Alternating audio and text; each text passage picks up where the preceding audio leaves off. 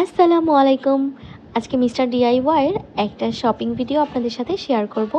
প্রথমেই দেখাচ্ছি এই ফেক লিফটা। এটা মনস্টেরা গাছের একটা লিফ। আমার এই গাছটা খুবই পছন্দের।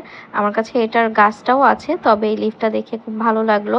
এটা কোথাও ঝুলিয়ে রাখা যাবে, আর তাছাড়া ভিডিওতে তো ব্যাকগ্রাউন্ড হিসাবে ইউজ করাই যাবে। এরপর নিয়েছি এই ওভেন গ্লোভটা।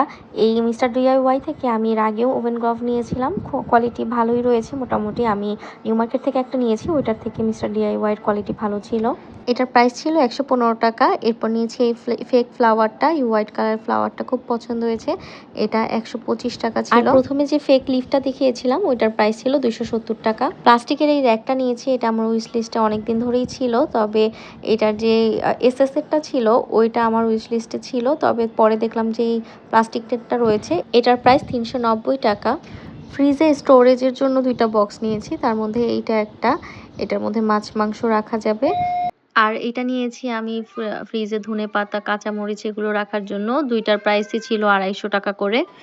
এই কন্টেনারটা প্লাস্টিকের, এটার প্রাইস ছিল 115 টাকা।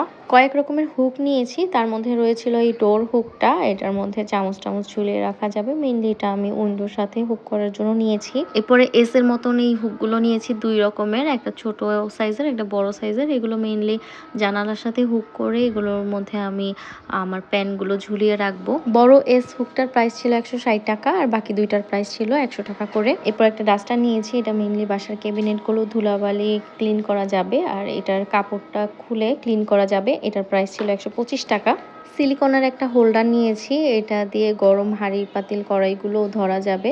এটার প্রাইস 95 টাকা ছিল। ছোট একটা আর্টিফিশিয়াল টপ নিয়েছিলাম গ্লাসের, এটার প্রাইস ছিল 125 টাকা। এরপরে এই ফ্লাওয়ার শিফটারটা নিয়েছি, এটা আমি অনেকদিন ধরেই নিতে চাচ্ছিলাম, তো ডিআইওয়াইতে দেখে নিয়ে নিলাম। এটার প্রাইস 320 টাকা। তো এই ছিল আমার মিস্টার ডিআইওয়াই এর শপিং। আশা করি সবাই ভালো লেগেছে। সবাই ভালো থাকবেন। আল্লাহ হাফেজ।